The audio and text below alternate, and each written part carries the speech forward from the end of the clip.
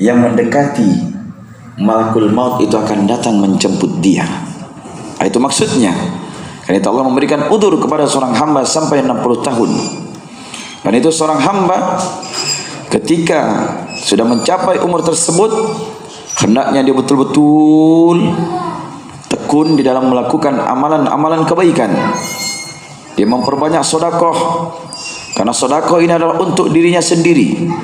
Kalau dahulu dia telah banyak berbuat kezaliman kepada manusia dengan mengambil hartanya, dengan berbuat kezaliman dengan kehormatan diri mereka, maka sedekah-sedekah ini yang akan bisa menutupi kesalahan dia kelak di negeri akhirat. Maka kita lihat bagaimana orang-orang yang meninggal dunia disebutkan di dalam surat Al-Munafikun. Di akhir surat Al-Munafikun disebutkan, Allah katakan, kami yang telah memberikan rezeki kepada kalian, infakkanlah rezeki apa yang telah diberikan kepada kalian sebelum datang kematian pada salah seorang dari kalian. Kemudian dia berkata, apa dia katakan? Apa dia katakan? Akhartani ila ajalin qarib. Akhirkan saya dalam waktu yang sebentar saja. Apa tujuan dia minta diakhirkan sejenak saja umurnya? Wa asaddaqa wa akum minas solihin. Saya mau bersedekah sehingga saya terhitung dari orang-orang yang solih. Lihat, dia sengaja minta diberikan umur sebentar saja, hanya sekedar untuk bersedekah. Kata para ulama, karena mereka memahami bahwa betapa besar manfaat sedekah setelah kematiannya. Makanya para ulama mengatakan, kalau kita meninggal dunia atau sebelum meninggal dunia dalam keadaan kita dahulunya telah berbuat kezaliman kepada orang lain, kita telah memakan harta mereka dengan cara zalim, kita pernah berhutang tidak dibayar hutang itu, dan kita melakukan mengambil hak-hak mereka, maka cara membayarnya itu kita memperbanyak sedekah. Kita bersedekah atas nama dia, atau kita memperbanyak sedekah, dan itu yang akan bisa menutupi kesalahan-kesalahan kita kepada manusia kelak ketika kita dihisab di hari kiamat. Ketika kita dihisab pada hari kiamat, karena seluruh apa yang kita lewati di muka bumi ini pasti dihisab, pasti dimintai perhitungan. Karena itu Rasulullah mengingatkan, tidak akan bergerak dua kaki seorang hamba pada hari kiamat hatta yus'ala an arba', sampai dia ditanya tentang 4 perkara. An umrihi fima afnah, tentang umurnya kemana dia habiskan umur tersebut. An jasadihi, tentang jasadnya kemana dia usangkan jasad tersebut. Dalam riwayat lain disebut wa an sababihi, tentang kepemudaannya kemana dia habiskan kepemudaannya. Ingat, yang ketiga dan keempat, atau yang ketiga ini 2 pertanyaannya. Wa an malihi, tentang hartanya. Min aina tasabahu, dari mana dia dapat. Wa fima anfaqah, kemana dia keluarkan. Ini semua ditanya ini. Ini semua ditanya, dari mana kamu dapat, kemana kamu keluarkan. Apapun yang kita miliki dari harta, HP yang kita miliki akan ditanya, songkok yang kita miliki akan ditanya, sandal yang kita miliki akan ditanya. Karena itu semuanya akan ditanya, hartamu dari mana, kemana. 2 pertanyaannya. Dan yang terakhir, tentang ilmu yang telah diketahui, pada apa dia amalkan. Pada apa dia amalkan. Karena itu dalam riwayat Al-Imam Al-Bukhari, bahwa orang-orang miskin dari orang-orang yang beriman itu, kata Nabi SAW, akan mendahului orang-orang kaya itu masuk surga binis fiyaumin, itu setengah hari duluannya mereka. Tapi setengah hari ini berapa perhitungannya? Kata Nabi 500 tahun perjalanan. 500 tahun duluan masuk surga ini orang miskin daripada orang kayanya. Bukan berarti orang kaya tidak masuk surga. Kalau begitu miskin saja, tidak juga. Kaya banyak keutamaannya. Kaya banyak keutamaannya. Kalau benar kekayaannya. Jelas? Itu tadi, dari mana kamu dapat, kemana kamu keluarkan. Itu hartamu. Jelas? Makanya di sini perhatikan, kenapa mereka duluan masuk surga? Karena tidak banyak perhitungannya. Paling dihitung berapa celanamu? 1. Berapa bajumu? 1. Berapa istrimu? 1. Berapa anakmu? 1. Rugi. Sedikit anak rugi. Tidak ada yang doakan kita. Ini ditanya semuanya. Tapi ketika ini orang yang kaya ini, hartanya dari mana ke mana? Oh, beratnya itu. Beratnya itu. Dari hasil menipu, dari hasil korupsi, dari hasil mendolimi, timbangannya dirobah, literannya diketok pantatnya. 1 kilo bisa jadi 2 kilo. Sebagian tapi ya, tidak semuanya juga. Masya Allah. Pernah beberapa teman tes beli rambutan atau langsat 5 kilo, sekali ditimbang di rumah 3 kilo lebih. Kenapa bisa? Tapi di situ, oh lebih 5 kilo toh? Memang lebih, karena timbangannya lembek. Ini dosa-dosa yang dilakukan oleh manusia. Ketika umur sudah 60 tahun, percepat nih, tobat. Tapi ingat, tobat kita dosa kepada Allah itu mudah. Tobat dosa kepada manusia itu tidak gampang. Tidak gampang. Sebentar kita sebutkan. Ini pendahuluan bagaimana kita berpikir bahwa ternyata hidup itu bukan kita yang menghendakinya kapan saya mau mati. Karena itu datang dalam riwayat lain, Nabi sebutkan a'maru ummati, umur umatku. Berarti umur umat Muhammad siapa? Kita ini yang umat Islam. Ma baina sittin ila sab'in, antara 60 tahun sampai 70 tahun. Ini umur umat Muhammad ini. Antaranya antara 60 sampai 70. Kemudian kata beliau wa aqalluhum man yajuzu dzalik. Sedikit sekali di antara mereka yang bisa melampaui umur 70 tahun. Berapa tadi umur umat Muhammad? Antara 60 sampai 70. Sangat sedikit yang bisa lewat dari umur 70 tahun. Tapi Ustaz, nenekku umurnya 100 lebih. Itu dah bisa, bukan sedikit. Hitung nih orang tempat kita ini berapa yang lebih dari 70. Jangankan sampai 60, yang masih muda juga mati. Betapa banyak yang berbuat kedoliman, datang waktu maghrib, datang waktu isya, tak ada sholat, tabrakan, mati. Kenapa? Bulan Ramadan kalau sudah sholat itu banyak yang kacaukan itu, orang-orang mau berbuka itu. Balapan liar, mati konyol. Sudah tidak sholat, tidak puasa, mati konyol. Masih muda kan? Tapi kalau orang tua masih balap-balapan, enggak tahu lagi umur. Sudah mau mati, masih pikir begitu. Enggak ada itu orang balap-balapan di surga itu dengan motormu. Tapi yang balap-balapan bagaimana motormu mengejar talim, sana talim, sana talim, sana talim. Wah, ini baru berlomba-lomba di dalam kebaikan. Paham ya? Itu yang diinginkan. Diperintahkan kita berlomba-lomba ini. Wasari'u, segera kalian. Ya, wastabiqul khairat. Berlomba-lomba dalam kebaikan. Nah, itu baru dia. Baik, kita lihat di sini. Ketika seorang hamba itu menginginkan umur yang panjang sampai 1000 tahun, belum tentu ini kehidupan umur panjang akan memperbaiki akhiratnya dia. Coba lihat orang-orang Yahudi ketika disebut di dalam Al-Quran, dan sungguh engkau yang Muhammad akan mendapati mereka ini, orang-orang Yahudi, manusia yang paling tamak, paling semangat terhadap kehidupan dunia, bahkan lebih tamak daripada orang-orang musyrik. Tamaknya mereka terhadap dunia mengalahkan tamaknya orang musyrik terhadap dunia. Masing-masing dari mereka ini apa? Lau yu'ammaru alfasanah, ingin kalau mereka tidak beri umur 1000 tahun. Kita berpikir begitu, diberi 1000 tahun. Kenapa? Wa ma huwa bimuzakhzihi minal azabi ayu ammar, kata Allah. Padahal umur panjang itu tidak akan menjauhkan dia dari azab neraka. Jadi hanya panjang umur saja belum tentu bisa menjauhkan dari azab neraka. Dan Allah itu maha melihat, lagi maha melihat apa yang telah mereka kerjakan. Jadi umur panjang tidak menjamin. kalau ketika bertambah umurnya tapi lupa bertobat kepada Allah Subhanahu wa taala. Makanya Nabi pernah bertanya, atau Arab Badui datang kepada Nabi, "Ya Rasulullah, siapa orang yang terbaik?" Kata Nabi sallallahu, "Man tala umuruhu wa hasuna amaluh." Ini terbaik ini.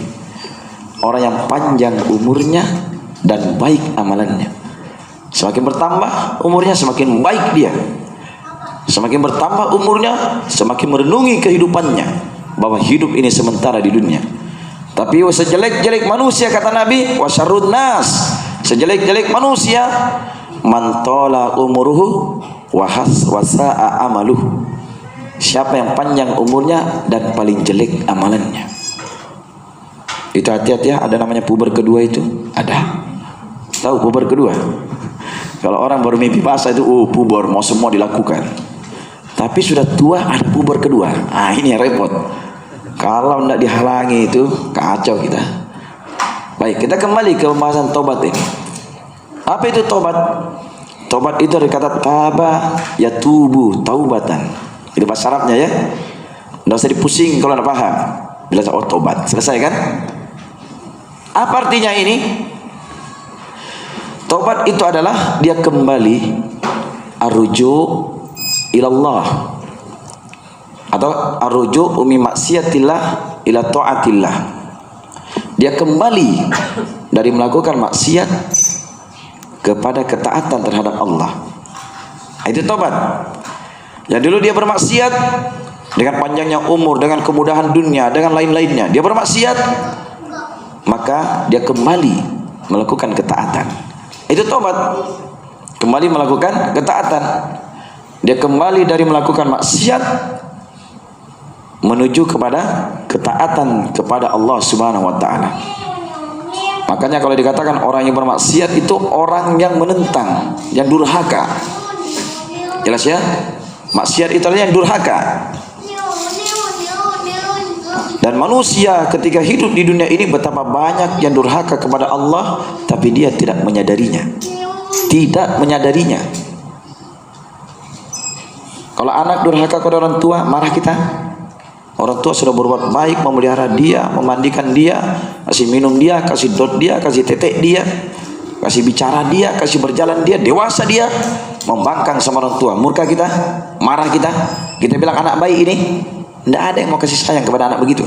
Tapi Allah ciptakan kita untuk beribadah kepadanya.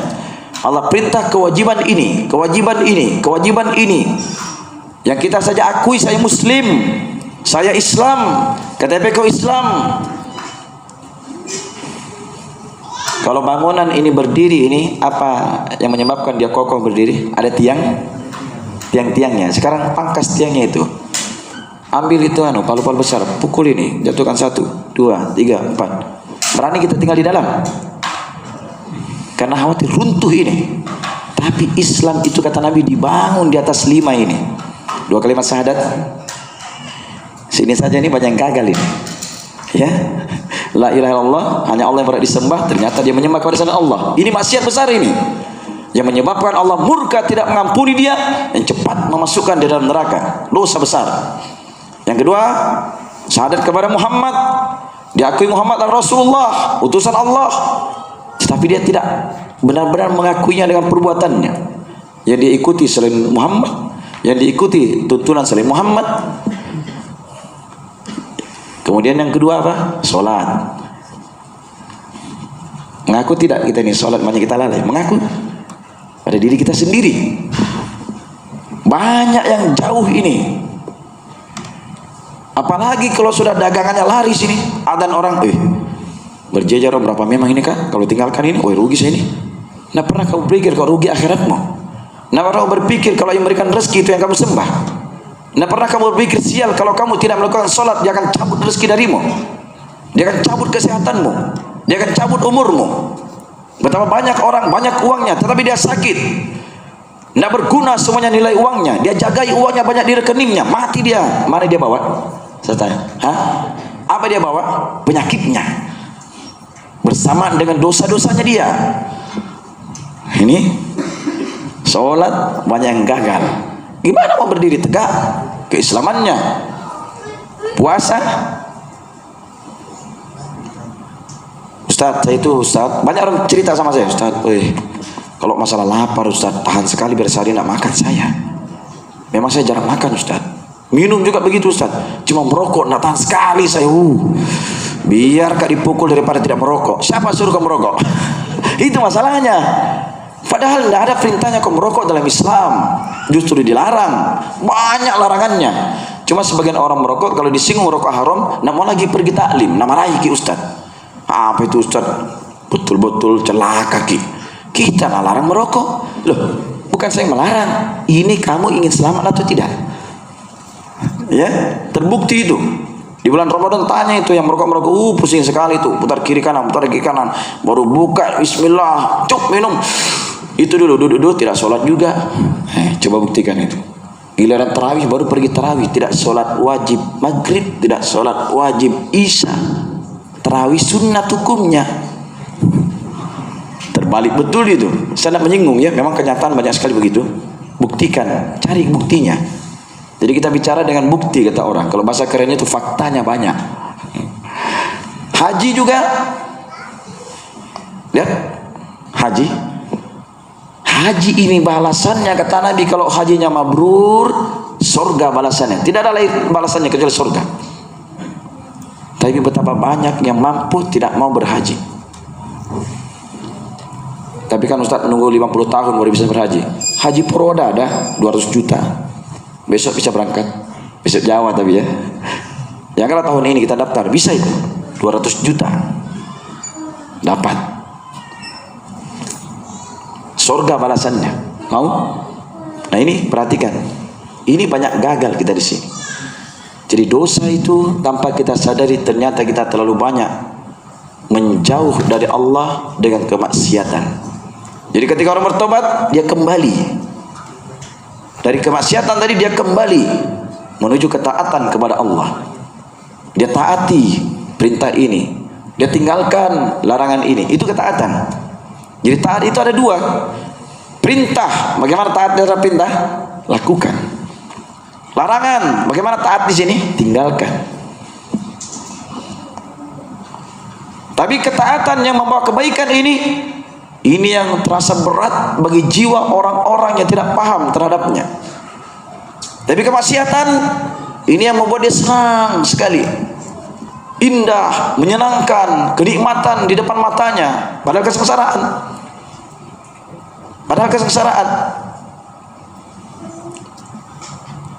Ini telah Nabi sebutkan dalam riwayat Al-Imam Al-Bukhari. Apa kata beliau?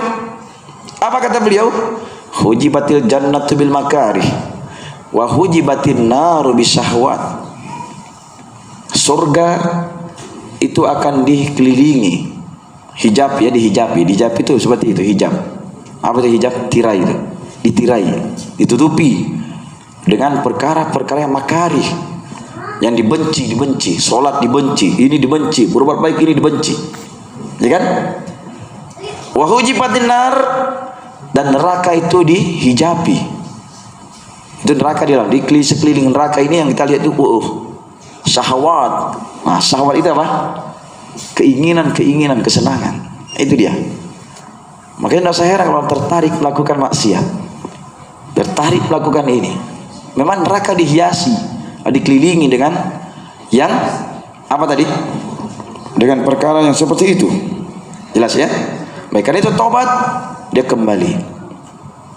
Dari bermaksiat tadi menjauhkan, dia kembali kepada ketaatan terhadap Allah Subhanahu wa taala. Itu tobat. Jadi tobat itu jemaah sekalian adalah perkara yang wajib hukumnya terhadap setiap hamba, siapapun dia.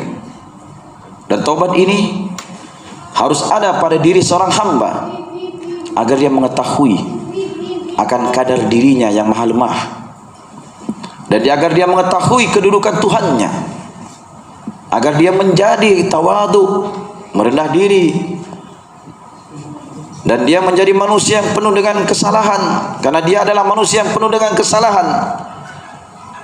Dan dengan adanya taubat ini menjadi bantuan bagi seorang hamba untuk menjadi seimbang di dalam kehidupannya.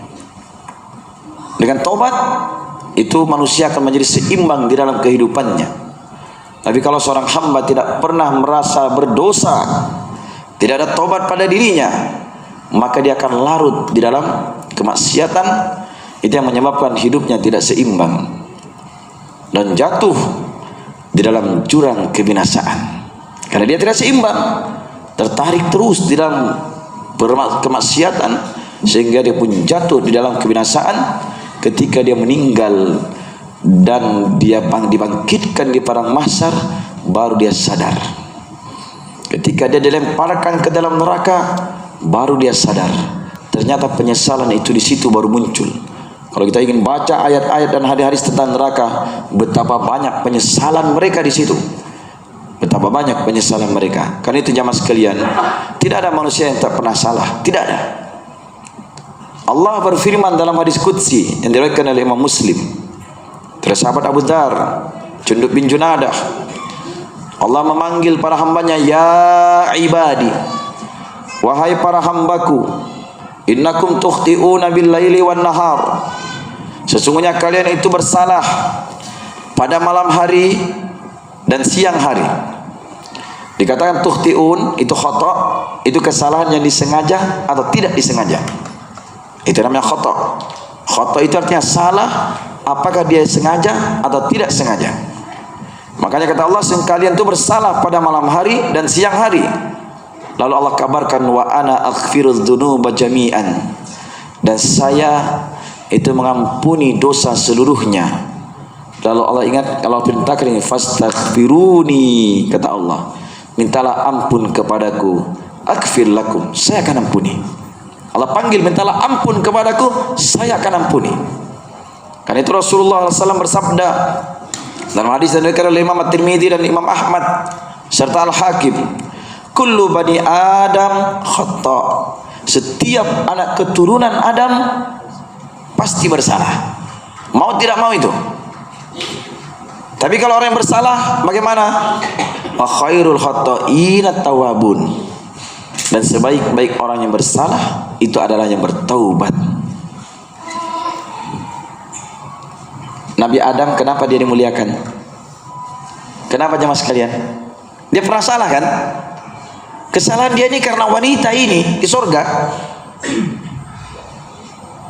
Pada dia di tempat kenikmatan, silakan kamu lakukan dalam surga semuanya. Cuma satu, jangan dekati pohon ini. Saya tanya, mana banyak kebaikan dan keburukan? Hah?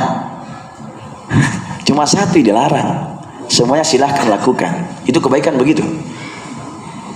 Ternyata digoda oleh istrinya minta itu. Ketika mereka mengambil buah pohon itu, langsung terbuka auratnya. Itu menunjukkan maksiat itu akan suka membuka aurat. Baru mereka sadar, terbuka aurat, langsung diambil daun-daun itu untuk menutupi auratnya, sehingga diturunkan di muka bumi. Salah dia. Allah berikan taubat kepada Adam dan Hawa, ya kan? Allah terima taubatnya, mulialah Adam. Iblis laknatullah, dahulunya adalah orang yang taat. Ternyata ketaatan ini belum teruji ketika belum ada lawannya. Ketika diciptakan Adam, muncul aslinya hasad, merasa lebih hebat. Padahal Allah yang perintah dia sujud kepada Adam. Seluruh malaikat sujud, iblis tidak mau. Kenapa saya sujud kepada dia? Dicipta dari tanah, saya dari api. Sekarang tanya, siapa yang mengajarkan api lebih mulia dari tanah? Ya kan? Iblis mengaku, dia merasa saja itu, saya lebih mulia dari dia. Dia diciptakan dari tanah, saya diciptakan dari api, kata iblis. Langsung Allah murka kepada dia. Ingat, bukannya dia bertobat, malah dia minta kepada Allah untuk diberikan hidup yang kekal sampai hari kiamat. Ya Allah, karena engkau telah usir saya, berikan saya tangguh hidup ini sampai hari kiamat. Untuk apa? Untuk berbangga dengan dosanya. Karena itu saya akan datangi seluruh anak cucu Adam ini. Saya akan goda mereka dari depan, dari belakang, dari kanan, dari kiri. Kamu ya Allah tidak akan mendapati kebanyakan mereka itu akan bersyukur kepadamu.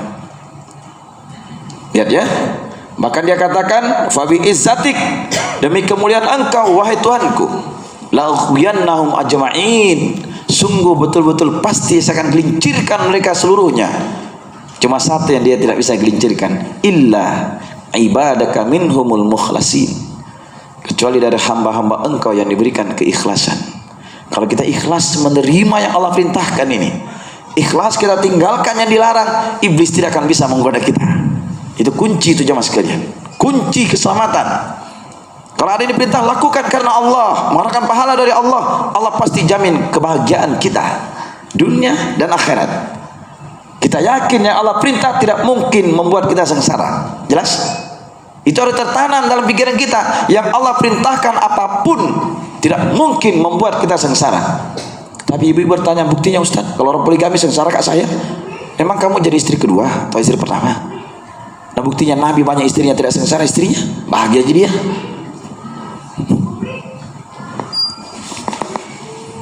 Nah marahi kita ibu-ibu nanti nih. Iya begitu memang hukumnya. Saya beritahu cara hukumnya. Jelas. Semua perintah pasti kebaikan. Walaupun nampak ada kejelekannya, tapi yakin kebaikannya pasti lebih besar daripada kejelekannya. Itu sifatnya perintah. Tapi larangan, setiap yang dilarang itu pasti kejelekan, tidak ada baiknya. Walaupun nampak ada kebaikannya, pasti kejelekannya lebih besar daripada kebaikannya. Coba cari larangan yang baik mana? Karena tidak mungkin Allah melarang sesuatu kecuali pasti itu kejelekan. Pasti kejelekan. Jangankan yang Allah larang secara mutlak yang haram hukumnya, yang dilarang tidak haram pun yang makruh. Karena makruh ini jeleknya apa? Jeleknya apa ini? Akan menyeret orang, menyanyiakan kehidupannya dan jatuh dalam kebinasaan dalam perkara yang diharamkan. Begitu. Karena itu perhatikan, iblis itu dijadikan dia sengsara, bahkan dia akan kekal dari dalam api neraka karena dia murka, karena dia dimurkai oleh Allah Subhanahu wa taala. Jelas ya? Dia banggakan kesalahannya. Dia tidak mau bertobat karena egonya yang ada dalam dirinya, kesombongannya. Maka disebut wa aba wastakbara. Dia pun menentang dan dia pun berbangga dengan dirinya, menyombongkan diri. Itu iblis. Rela dia walaupun dia kekal dalam neraka, yang penting banyak temannya. Jelas? Jangan kita hanya ingin terkenal banyak teman kejelekan, tapi neraka nanti menunggu kita. Oh jangan sama sekali. Itu neraka jamaah sekalian. Jangan kita berpikir, tidak apa-apa saya masuk neraka, yang penting saya keluar nanti masuk surga. Oh jangan. Ada orang yang paling sengsara di dunia ini, kemudian dia ketika paling sengsara ini dicelup ke dalam neraka sedikit, ternyata dia bilang, oh paling sengsaranya saya hidup di dunia ini, ternyata lebih sengsara itu kalau masuk neraka. Ada orang yang paling merasa apa? Merasa paling mendapat nikmat di dunia ini, ketika dia dicelup ke dalam surga sedikit, oh ternyata kenikmatan dunia tidak ada apa-apanya dibandingkan surga. Kita kembali kepada ini tobat. Jadi tobat itu dia kembali dari perbuatan maksiat menuju ketaatan kepada Allah Subhanahu wa taala. Ini hukumnya wajib. Dalil-dalil dari Al-Qur'an, dari hadis Nabi sallallahu alaihi wasallam menyebutkan hal tersebut. Kemudian para ulama menyebutkan hukum dari tobat ini adalah fardu ain. Wajib pada setiap hamba. Apakah dia laki-laki ataupun dia wanita, apakah dia muda ataupun dia tua, taubat itu wajib bagi seorang hamba. Karena secara akal manusia itu adalah makhluk yang lemah, yang tidak mungkin lepas dari kesalahan.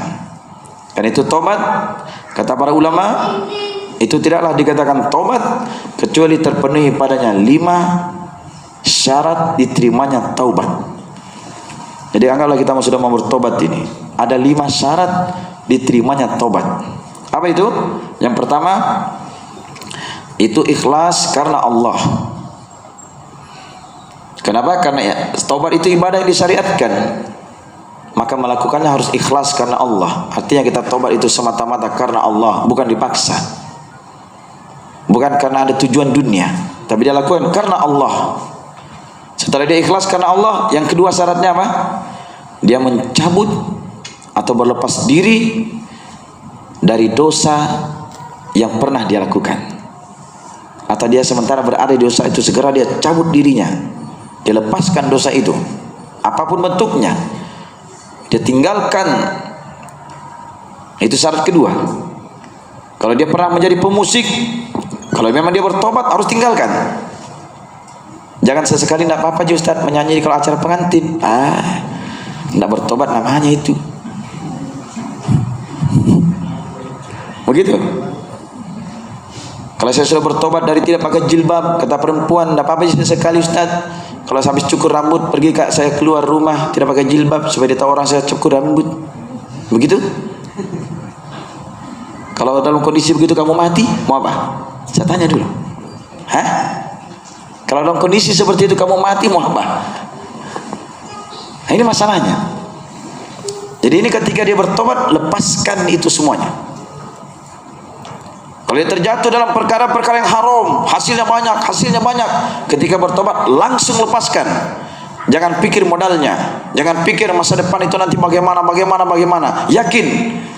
Kaidah dalam agama kita, man taraka syai'an lillah awadahu Allahu khairan minhu.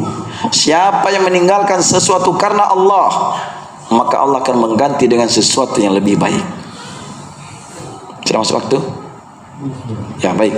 Kemudian yang kita lihat ya, kisah ketika Allah mengharamkan khamar. Apa itu khamar? Tidak mesti minuman. Kalau rokok juga dalam masyarakat itu disebut surb, meminum. Itu masuk juga itu. Sesuatu yang memabukkan. Masuk padanya ganja. Apa itu harga 15.000 di kaleng-kaleng, tapi di sana sudah anak-anak itu. Lempox.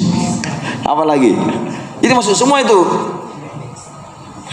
Komiks itu. Kalau sudah 10 dia minum, jalan itu kayak orang nak beres memang. Sudah tahu nak beres. Enak Ustaz kalau habis begitu. Tidak ada dipikirkan lagi. Iya, karena putus sarafmu. Lihat orang gila itu, tidak pernah sakit dia. Iya, karena dia putus sarafnya, tidak sama kamu. Ketika turun tentang mengharaman khamar, Anas bin Malik menyuguhkan tamu Abu Talha dengan khamar-khamar yang diperas dari anggur. Ketika datang orang berseru, sudahkah kalian tahu bahwasanya khamar telah diharamkan? Ini sementara menyuguhi tamu ini. Abu Talha mengatakan, tuangkan semua yang masih tersisa. Oh, dituangkan di tanah. Basah tanah, tersebar di negeri Madinah. Banjir itu lorong-lorong negeri Madinah dengan apa? Dengan khamar tadi. Ini kata Ibnu Hajar menunjukkan bahwa manusia di kala itu rata-rata memiliki minuman khamar. Tapi lihat mereka ketika tahu diharamkan langsung, tidak menunggu. Wah, ini Ustaz, rokok modalnya besar ini. Kalau saya langsung buang ini kan rugi Ustaz. Tapi kan kalau saya jual ada modal kan saya putar lagi. Aduh. Gimana ceritanya ini? Misalnya tuh saya tidak menyinggung. Memang kenyataan pernah terjadi sama teman waktu itu. Kemudian yang ketiga, syaratnya kita selesaikan dulu syaratnya, baru kita adzan. Syarat yang pertama tadi apa? Ikhlas karena Allah. Syarat yang kedua, berlepas diri dari dosa yang dia terjatuh padanya atau sementara dia berada di situ. Langsung lepaskan. Itu menunjukkan benarnya tobatnya. Pasti Allah ganti dengan yang lebih baik. Yang ketiga, menyesali perbuatan dosa itu. Karena itu kalau dia tidak menyesal malah dibanggakan. Saya dulu kalau merampok itu tidak ada yang berani sama saya. Nah, banggakan ke. Saya itu kalau minum tidak ada yang kalah, langsung alkoholnya aku minum, bukan lagi campur-campur. Ada dulu teman begitu, dia bilang saking bertandingnya minum, ini alkohol 7% langsung dia minum tanpa campuran.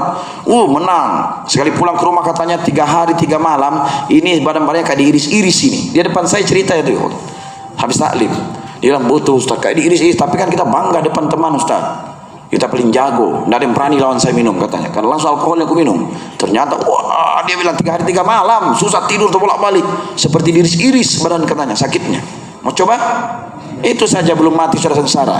Bagaimana kalau kondisi begitu mati, belum bertobat? Jangan dipikir lagi, jangan sekalian tahu bagaimana sengsaraannya di akhirat. Jelas?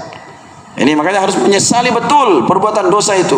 Ini menunjukkan kesungguhan dia dalam bertobat. Kalau dia menyesal, Kata Nabi, an-nadam at-taubah. Penyesalan itu adalah taubat. Kemudian yang keempat, dia bersungguh-sungguh bertekad untuk tidak lagi mengulangi perbuatan dosa itu selama-lamanya.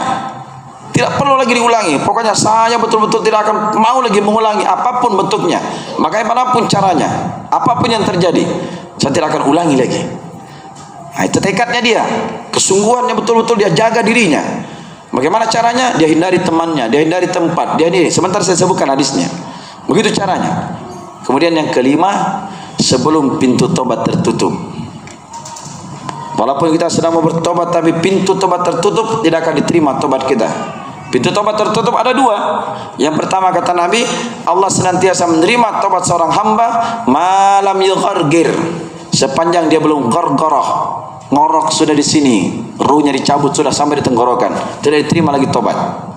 Yang kedua, kata Nabi SAW, Allah senantiasa menerima tobat seorang hamba sebelum matahari terbit dari tempat tenggelamnya dia. Kalau di Indonesia tenggelamnya matahari di mana? Di sebelah barat. Kapan dia terbit dari situ? Oh, itu tandanya akan terjadi kiamat besar. Tidak ada terima lagi tobat di situ. Tidak diterima walaupun dia betul-betul menyesali. Sudah tertutup pintu tobat. Ini 5 syarat. Kalau dosa antara kita dengan Allah, ini juga 5 syarat. Kalau dosa antara kita dengan makhluk, tapi ada satu tambahannya. Ini yang berat. Tunggu sebentar habis adzan. Kita jeda dulu dengan iklan sebentar. Kata orang ya, itu film. Ini enggak. Kita adzan sebentar, insya Allah kita lanjutkan.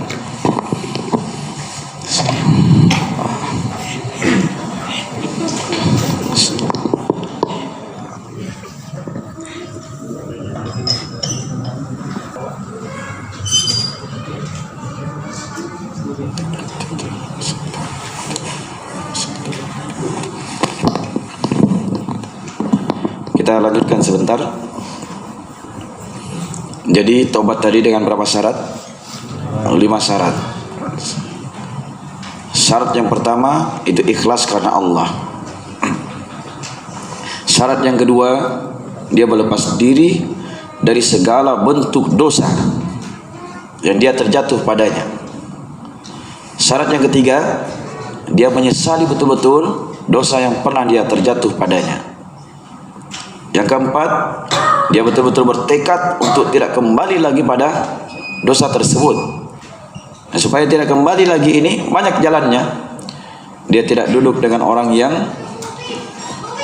sama melakukan dulu, karena jiwa itu ketika dia sudah terbiasa dengannya, itu akan mudah sekali kembali. Akan mudah sekali kembali. Dia sudah tinggalkan ini, tidak mau lagi melakukan itu.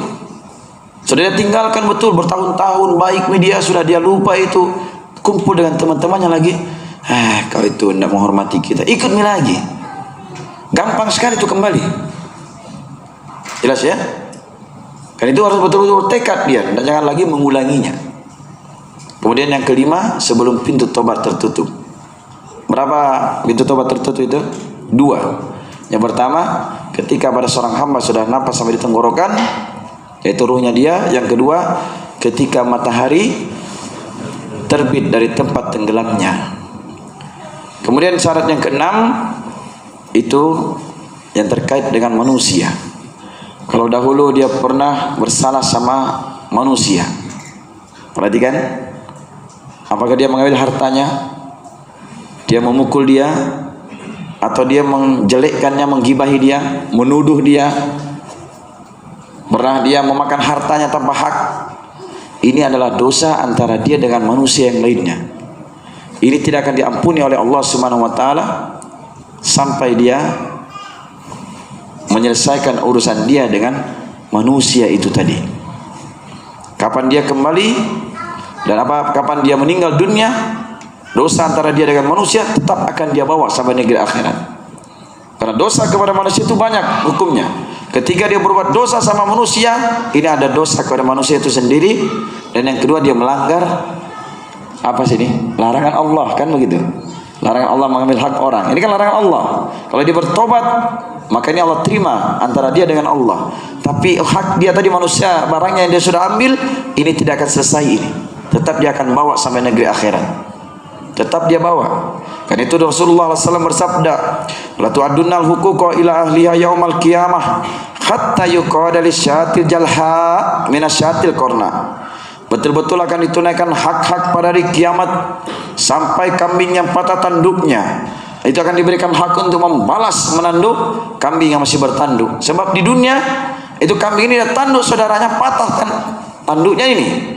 Di akhirat Allah jadikan dia ini membalas, mengambil haknya dia karena didolimi waktu itu. Tapi ingat, binatang itu setelah itu jamaah sekalian menjadi tanah. Itu yang diinginkan oleh orang kafir itu. Apa kata mereka dalam akhir surat Amma yatasaalun? Ya laitani kuntu turaba. Wahai andaikan saya menjadi tanah saja seperti binatang. Kan begitu? Atau saya kembali saja dari awal penciptaan saya karena saya diciptakan dari tanah. Tapi ternyata tidak.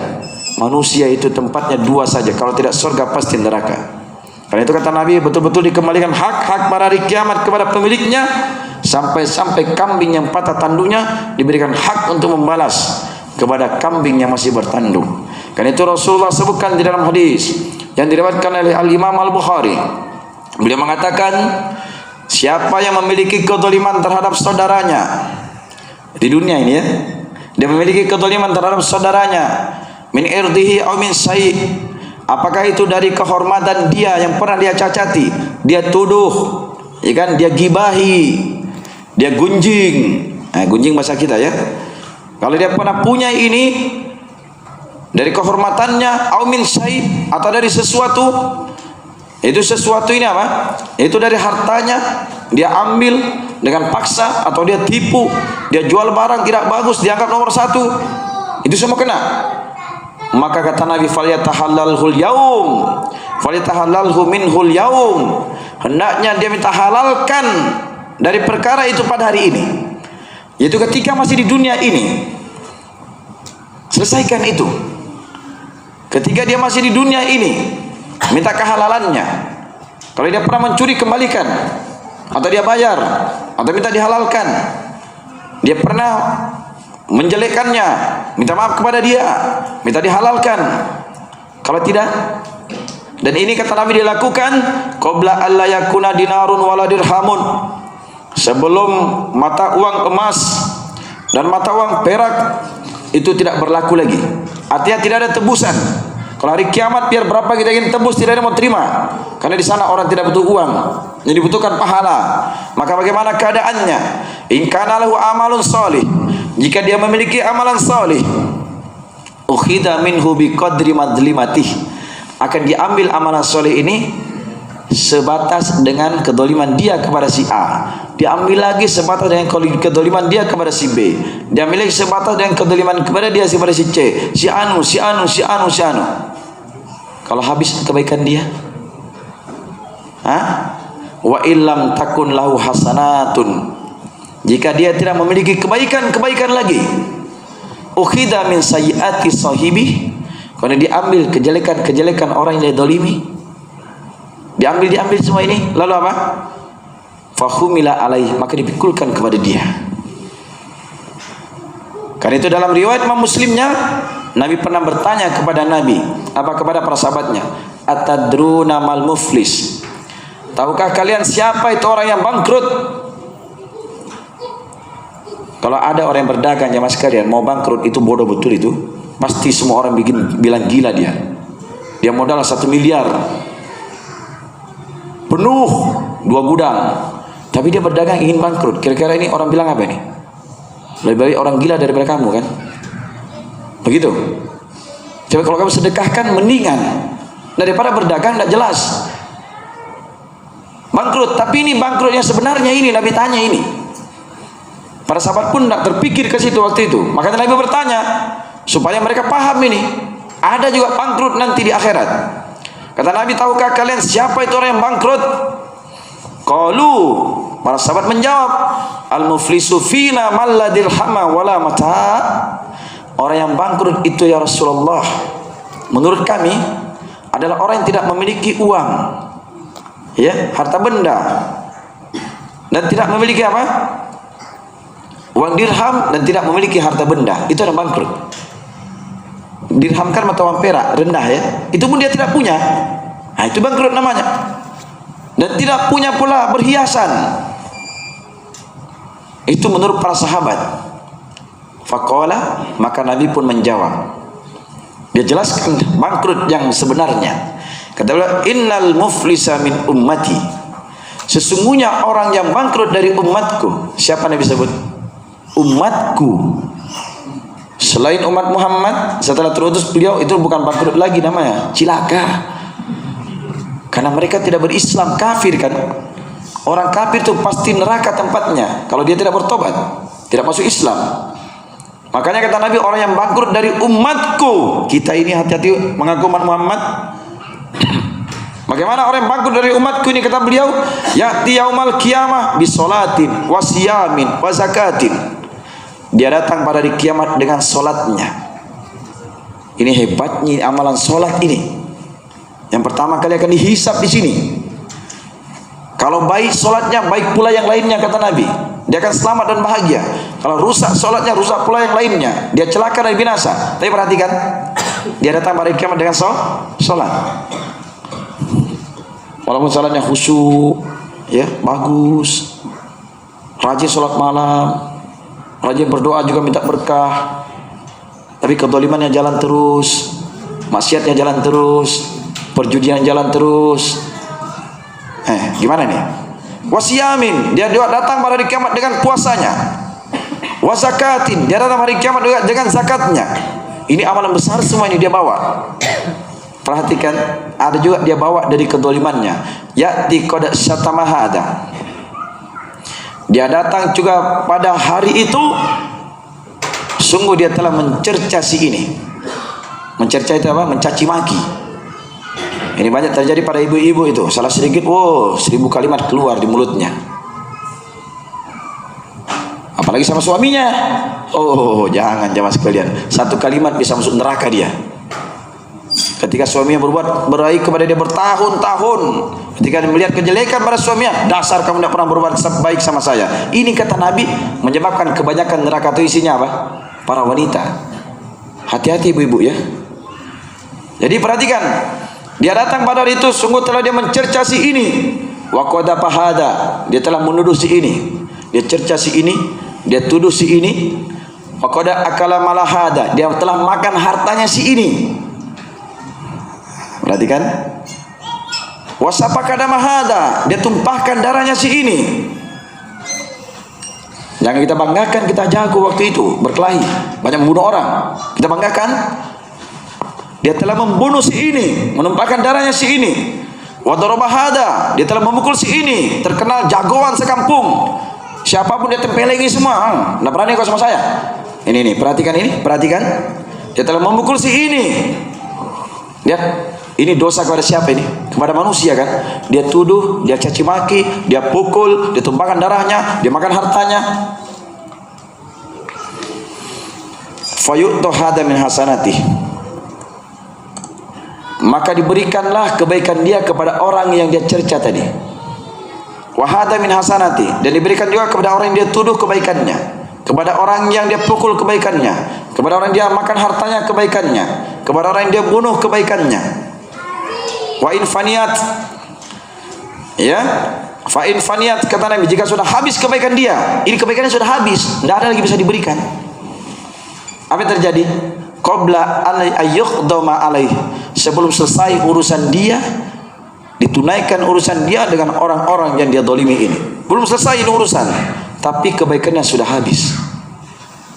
Mau ditebus pakai apa ini? Maka Nabi katakan, ukhida min khotoyahum, diambillah dari dosa-dosa mereka.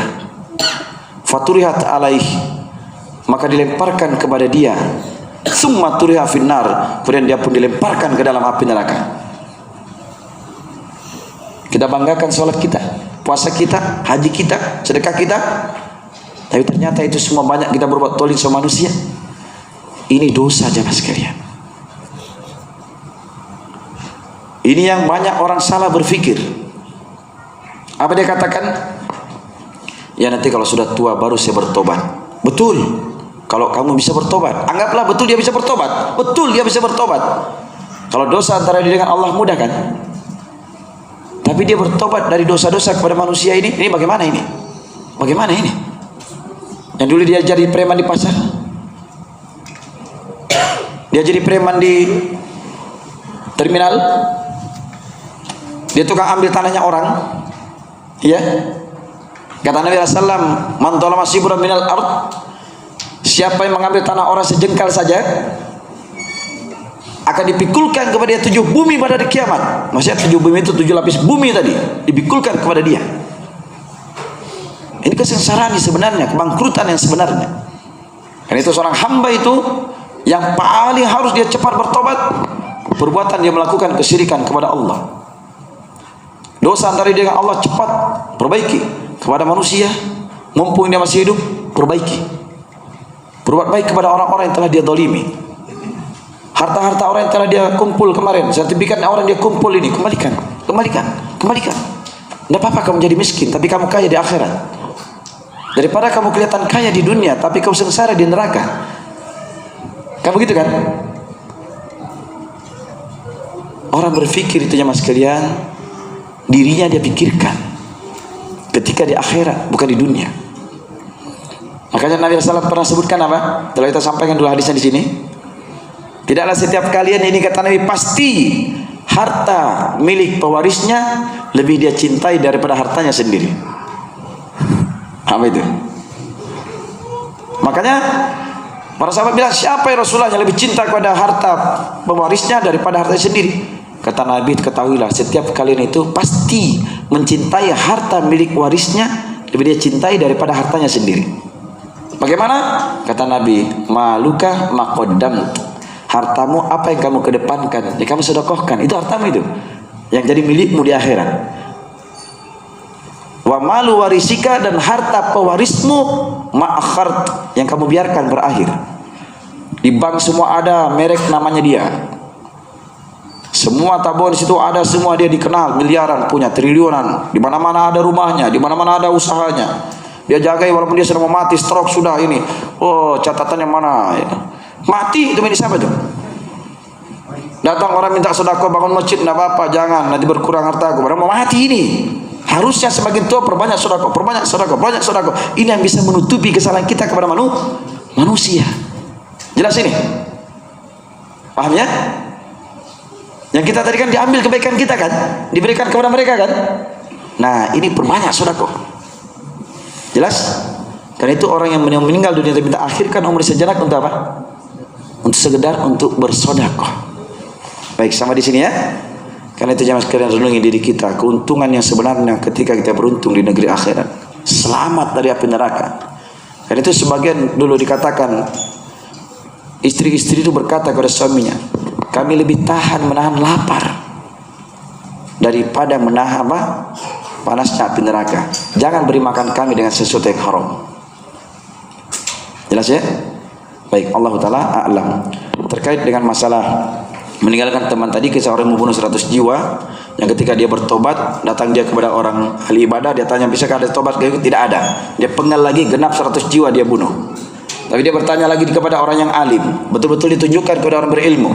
Maka orang berilmu mengatakan, iya ada tobat bagimu. Setelah itu dikatakan, kalau kamu bertobat, silakan tinggalkan kampungmu, pergi ke kampung sana. Di sana ada orang-orang menyembah Allah, sembah Allah bersama mereka. Jangan kamu kembali ke kampungmu, karena kampungmu kampung yang jelek. Kenapa ini? Orang berilmu paham, kapan dia masih berkumpul dengan teman jeleknya, tidak akan diterima tobatnya, susah, akan mudah kembali lagi. Terbukti ya di kampung saya, orang sudah ditangkap gara-gara ke narkoba. Oh, dipukuli polisi dia sudah, karena dia tidak bisa menunjukkan bosnya. Berapa tahun dia tebus, dia tahu saya jual rumah menebus, ya pembayaran itu ini. Akhirnya setelah keluar di beberapa tahun, tidak lama masuk lagi dia. Dia bilang, oh saya sedang mau lagi tobat, sudah jerah saya. Tapi temannya bilang, tolong kamu kan banyak tahu ini bos-bos, tolong belikan saya. Dipancing dia. Pas dia belikan lagi, ditangkap lagi, masuk lagi. Saya pernah ceramah di penjara, menangis nih bapak-bapak. Bilang, Ustaz, betul kita bilang Ustaz, seorang mukmin itu tidak boleh jatuh dalam lubang yang sama 2 kali. Tapi saya 2 kali Ustaz sama. Gara-gara narkoba. Saya sudah tobat, dosa keluar, tapi teman-temanku Ustaz, akhirnya saya ikut lagi, ditangkap lagi. Itu lihat teman, pengaruhnya berat. Jelas ya, lingkungan pengaruhnya berat. Karena itu hijrah, tinggalkan Kalau kita di masjid sana dulu sering begini, pindah masjid sini, sering taklim, itu bagus. Berteman dengan teman-teman yang bagus. Kalau orang pakai jubah supaya merasa kita nih, oh, seperti saya ini bisa berteman dengan orang baik saya ini. Bukan lagi yang dulu banyak banyak robek-robeknya sama bajuku, oh beda nih. Akan begitu tak? Supaya jiwa kita merasa betul-betul saya baik ini. Jelas ya? Coba kita ke pasar pakai jubah, orang bilang, Assalamualaikum Pak. Enaknya kan?